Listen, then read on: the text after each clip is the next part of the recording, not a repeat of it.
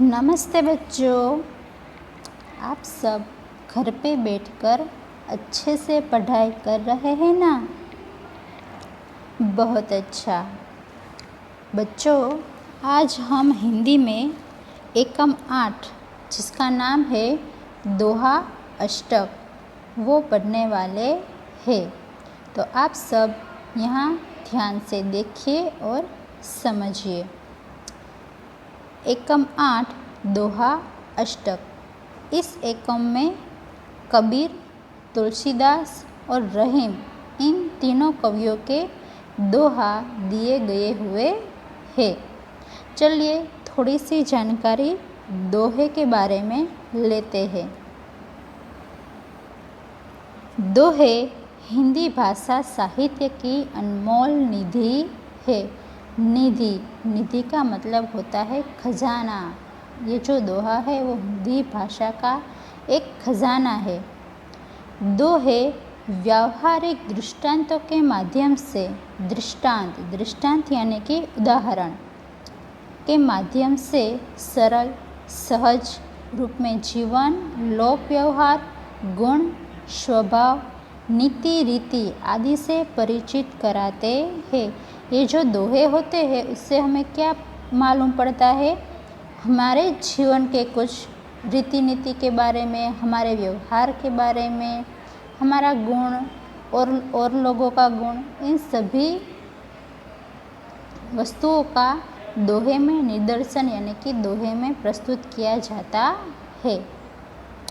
इस इकाई में कबीर, तुलसीदास और रहीम के चुने गए ऐसे ही दोहे संकलित है। इस इकाई में 3 लोगों के दोहे आए हुए हैं, कबीर, तुलसीदास और रहीम जी के।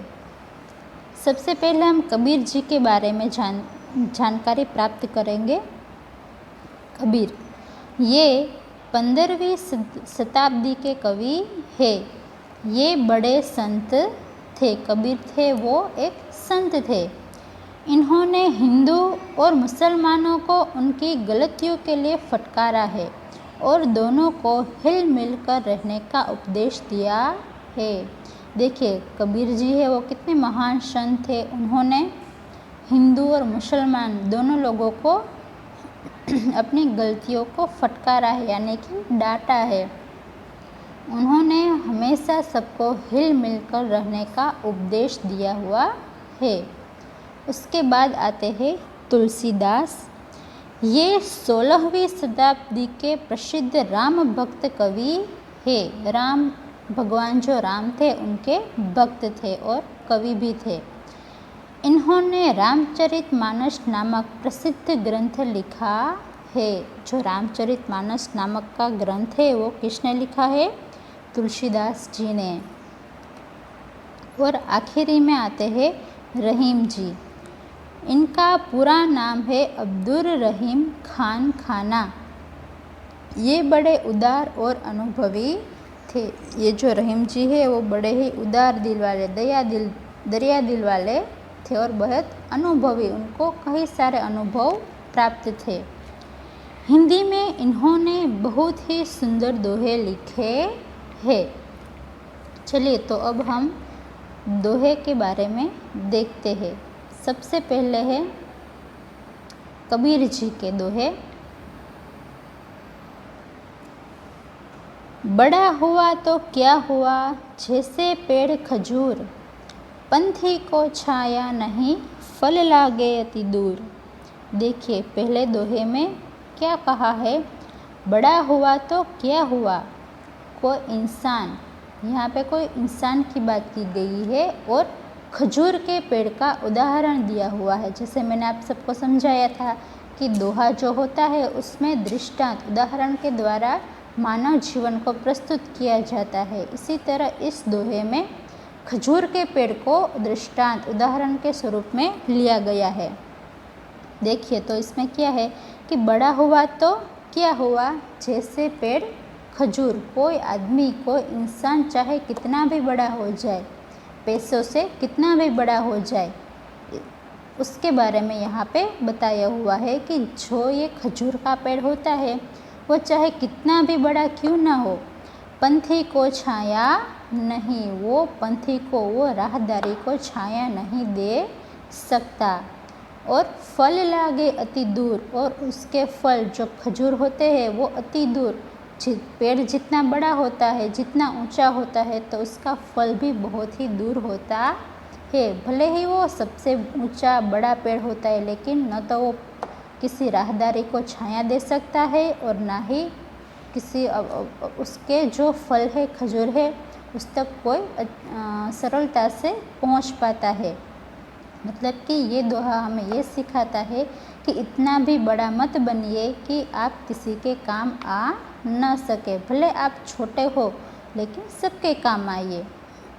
ये हमने इस दोहे में सीखा। चलिए अब दूसरा दोहा देखते हैं। साधु ऐसा चाहिए जैसा सूप सुभाए, सार सार को गही रहे, थोथा देह उड़ाए। इस दोहे में दो नए शब्द है। एक है शुप।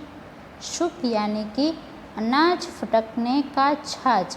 हम जब अनाज को साफ करते हैं तब हमारे पास छाछ होता है, जिसको गुजराती में हम सुपड़ा इस तरह से बुलाते हैं। और दूसरा शब्द है थोथा। थोथा यानी कि कचरा। आप सभी को पता है कि सूप के जरिए हम क्या करते हैं, अनाज जब साफ करते हैं तो जो अनाज होता है वो सूप में ही रहता है, और जो कचरा होता है वो उसमें झटकने से बाहर निकल जाता है। तो इस दोहे में हमें क्या सिखाया गया है कि साधु ऐसा होना चाहिए। केवल साधु ही नहीं, बल्कि हर एक इंसान ऐसा होना चाहिए कि जो अपने अंदर अच्छी बातें रखे, और अपने अंदर के और जो कचरा हो, यानी कि हम किसी बात का लोभ ना रखें, किसी बात की अहंकार ना हो हमें, इस तरह की जो कोई भी चीज़ें हैं वो हम अपने अंदर से निकाल दें। हमें सूप जैसा बनना चाहिए। ये बात हमें इस दोहे में सीखने को मिलती है। अब आता है तीसरा। माखी गुड़ में गड़ी रहे, पंख रहियो लिपटाए, हाथ मले और सिर धुने, लालच बुरी बलाए। देखिए कितनी बड़ी बात इसमें इस दोहे में कही गई है। माखी गुड़ में गड़ी रहे। माखी, मक्खी जो होती है वो उसको मीठा ज़्यादा पसंद होता है, तो वो क्या करती है, गुड़ में, गुड़ यानी गुड़ को पता है ना, वो जो मीठा आता है लड्डू बनाने के लिए काम आते हैं वो गुड़, तो वो गुड़ को खाने के लिए उसमें जाती है। लेकिन क्या होता है, उसके पैर, उसके पंख उस गुड़ में चिपक जाते हैं। पंख रहियो लिपटाए, वो उसमें से निकलने की बहुत कोशिश करती है, लेकिन उस गुड़ में वो चिपक जाती है। हाथ मले सिर धुने, वो हाथ मलती है, अपना सिर धुनाती है। वो मक्खी जो होती है वो उस गुड़ में से जो चिपक गई है, तो उससे बाहर निकलने के लिए वो ये सब करती है, लेकिन वो उसमें से बाहर नहीं निकल पाती। लालच बुरी बला, यानी कि लालच जो होती है वो बुरी बला होती है। मतलब कि ज़्यादा धन देकर या ज़्यादा कोई ऐसी चीज़ें देकर हमें तुरंत उसके पास नहीं जाना चाहिए। हमारे पास जितना भी है थोड़ा हो तो उसमें ही हमें संतोष प्राप्त करना चाहिए। ज़्यादा धन देकर या ज़्यादा कोई ऐसी चीज़ देकर हमें लोभ करना नहीं चाहिए, लालच नहीं करनी चाहिए। ये बात हमें इस दोहे से पता चलती है। तो बच्चों, इन तीनों में आपने देखा ना कि अलग अलग दृष्टांत, अलग अलग उदाहरण के माध्यम से हमें हमारे जीवन में कौन सी बातें अच्छी जो होती है वो जीवन में लानी चाहिए, और जो अच्छी बात नहीं होती है वो हमें हमारे अंदर से निकाल कर फेंक देनी चाहिए। इन तीनों दोहों में अलग अलग उदाहरण दिए गए हैं, जिसमें पहले है वो खजूर के पेड़ का है, दूसरे में जो है तो उसमें गुड़ और मक्खी का दृष्टांत दिया हुआ है, और जो तीसरा है वो माखी का दृष्टांत दिया गया हुआ है। तो आप सभी भी अपने जीवन में बिल्कुल अच्छे बनने की कोशिश करना और कभी लालच मत करना। तो आप सब ये दोहे अच्छे से समझ गए ना? बहुत अच्छा। चलिए, तो हम नेक्स्ट एपिसोड में जो तुलसीदास जी के और रहीम जी के दोहे बाकी है वो हम नेक्स्ट एपिसोड में सीखेंगे।